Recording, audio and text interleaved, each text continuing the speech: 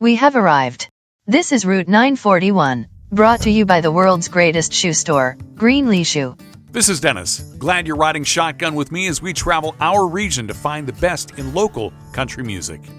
Quote the Raven is a dynamic duo from Newfoundland, and they are Kirsten Rodden-Clarke and Coaker.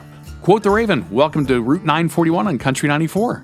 Thanks for having us. Thank you. I've been listening to your songs just nonstop. There's just this positive energy that comes through your music. How long have you been together? Too long. I think it's been a decade. It's been about 10 years. It's been that long. Wow, right on. How did you actually come to meet? We met in a choir in Conception Bay South, Newfoundland. I think choir is kind of it's not the word for it. A singing group. Yeah, singing ensemble. Yeah. And we were the youngest of the group. We got asked to sing a duet together one day, and I think that was really it. I'd been playing downtown for probably a year or two at that point, and I just asked Kirsten to join me, and we've been a group that's since. Great. Your songs, they feature great lyrics. The music is great. I mean, Jordan, you're a great guitar player. Well, thank you very much. I'm a big fan of the guitar, but once I get past that, the harmonies, my goodness, the two of you just sing amazingly together. The people in the chorale group or the music group, they recognized it right off the bat, didn't they? Yeah, I mean, I think that was kind of the reason why we decided to try it. Everyone in our group kind of said how nice our voices went together and that they blended really well. And probably the biggest compliment we get is that it kind of sounds like sibling harmony, you know, like something that really complement each other. Well, you're right. It really does kind of come across that way. And they do say that there is a magic with sibling harmony for sure. I'm going to generalize a lot here, and not everybody can sing together the way that you do. I think it actually helps being in a choir. I mean, I always remember one thing that my school music teacher said to me, but you really need to learn how to blend. For some reason, I think I've really taken that to heart. Like, I've never forgotten it. I think it is a skill. You really need to you need to know how to blend with other people. Yeah. Let's talk about the songs themselves. How do your songs start out? Does it begin with maybe a lyric idea or a melody, or is it a chord on the guitar? I think it's come from basically all of those at different times, and it's, you know, sometimes it's a different tuning on the guitar, or, you know, we do a lot of co-writing as well. And I think, you know, like one of us will bring up an idea that we have, or a progression or anything like that, and then kind of bounce that off of each other, and then usually, you know, the other person in the room to basically road test the entire song by the time everything's said and done. It's been super helpful. Like our first EP, Misty Mountains, that was mostly stuff that we had written together. We didn't have any co-writers, but ever since we've kind of decided to you know, add a couple people into the group just to make it easier to, like I said, road test those songs, go through that editing process before taking it out on the road or presenting it to an audience. Definitely helpful. Speaking of which, you've worked with Chris Kirby. Now, he's also an East Coast treasure. What was that like working with Chris? Chris is the best. He's so inviting, and like the last two records that we've done, like we've stayed at his house. It's just awesome because it's just like so inviting, and it just feels like that Newfoundland kitchen party kind of vibe. Like a family. It's just a big family thing, yeah. It's definitely great. It gets you more comfortable to kind of live in the space with someone and get to know someone like that. And Chris has introduced us to a lot of amazing musicians who we've worked with like multiple times now, like Charlie Acor, like Gabrielle. There's a whole list. Keith Mullins. I don't want to miss anybody. Ian James. Aaron Green, Stephen Green. Like we've just developed this big list of friends and people who, you know, outside of COVID times, we go up and run and hug. You know, like it's really become just this giant family. Like Charlie Acor had us over for supper one night. Yeah. You know, just those things that like we didn't ever expect to have going into recording those records, and it's just grown and grown ever since. Well, you mentioned your first album was Misty Mountains, and I poured through a bunch of those songs, and you said that was a project that the two of you just kind of managed on your own and recorded it and self-produced. It was very much a live off the floor kind of vibe. We did the guitars and the vocals on a couple couches in the living room. With a friend of ours, Robert Kelly. You know, any session musicians that we had coming in, like, we didn't have a click track, so it made the recording process right. a little bit more difficult to kind of come in and add stuff to. But I think, you know, again... Yeah, we usually get people in and kind of tell them to listen to the song a few times and then play what they want for the most part. And we'll do like a few passes like that and then maybe say, oh, like, here to play I don't know, a little bit less, or make it a bit more simple, and then here fill it in and stuff like that. So it's cool because we kind of give people, their own artistic. It's neat how it goes like that. So it's interesting how everyone's perspective can color it differently. Oh, definitely. Yeah. It becomes a completely different beast after everything is said and done. 2019 was a really, really big year for Quote the Raven. You guys were just running down the runway and you're getting ready to lift off. Music Newfoundland's 2019 Group of the Year Award. You were nominated for the Rising Star Recording of the Year by the ECMAs. You also got to perform at the Americana Fest in Nashville. You did all kinds of tours from Newfoundland to Ontario, and you were covered all across the country. Wow, what a huge year that was. It's pretty crazy. It was.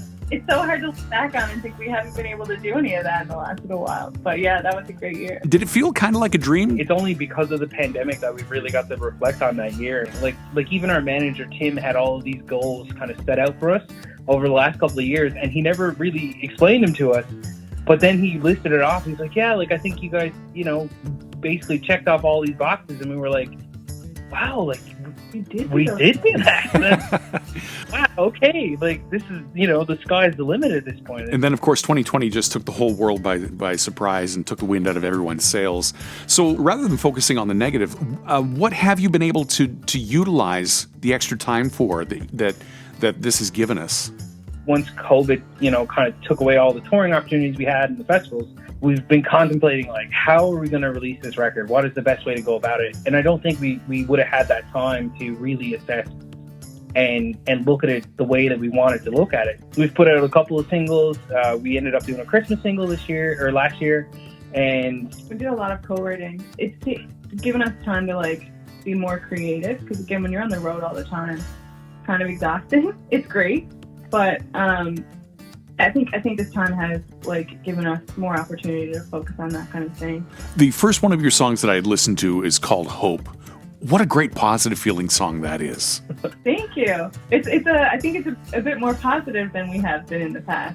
And your latest release is called Home is Worth the Blues. Tell me a little bit more about that song. So it's funny because, like, the two songs that we released, we wrote prior to the pandemic, before even the thoughts of the pandemic. Like, it was about us touring. We toured a lot from 2018, 2019.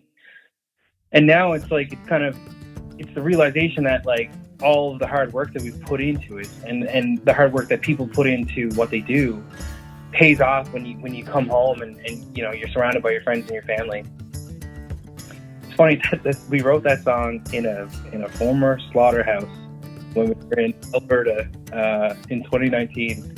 It was just the craziest setting, but I think the setting kind of dictates the song. Like, it was very much the place that people work their lives, their whole lives working in a slaughter room and all those kinds of things, like farming and truck driving and all those things, and it just felt right to write that song there.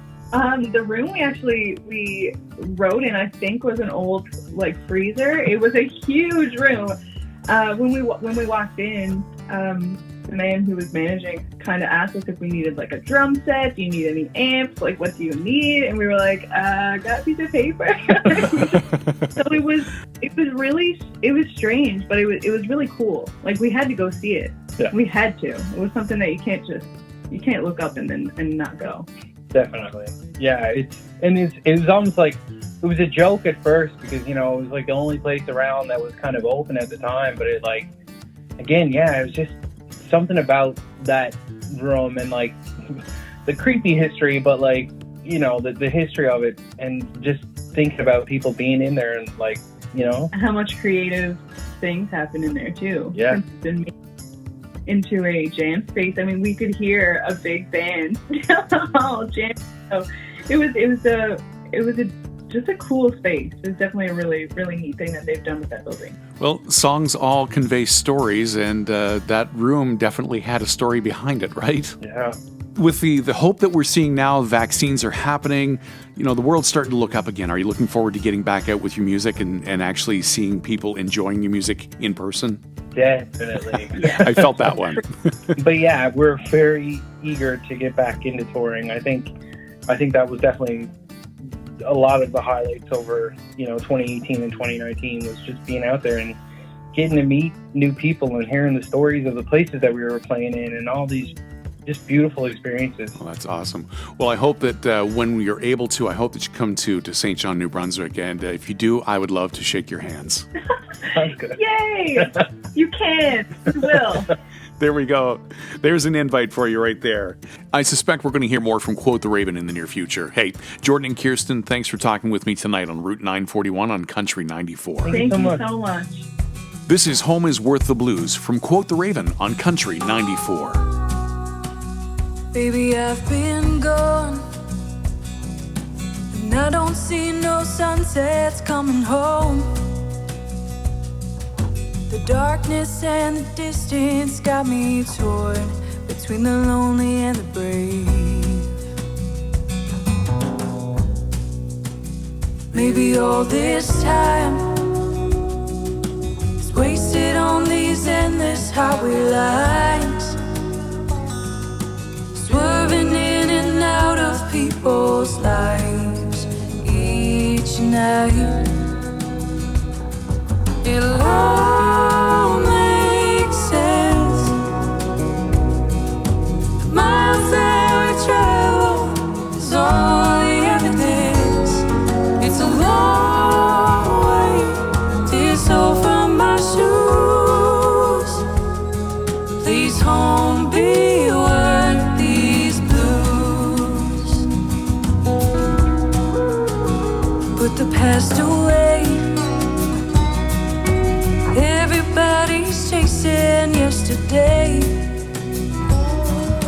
standing in the lineup for their grave. We don't have to live that way. Hold off on grief.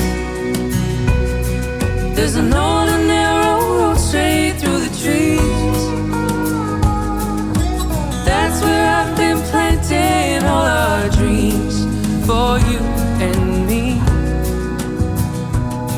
It'll all make sense. Miles that we travel is all the evidence. It's a long way to your soul from my shoes. Please, home, be worth these blues.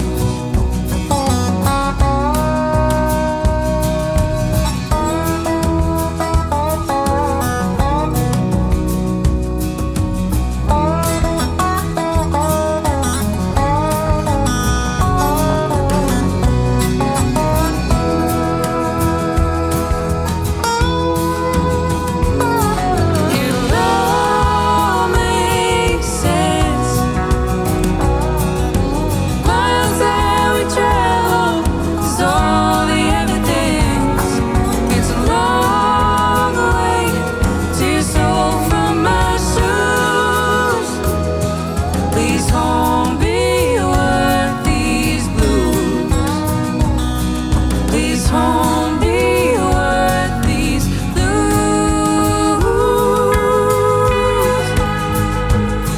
Please, home, be worth these blues.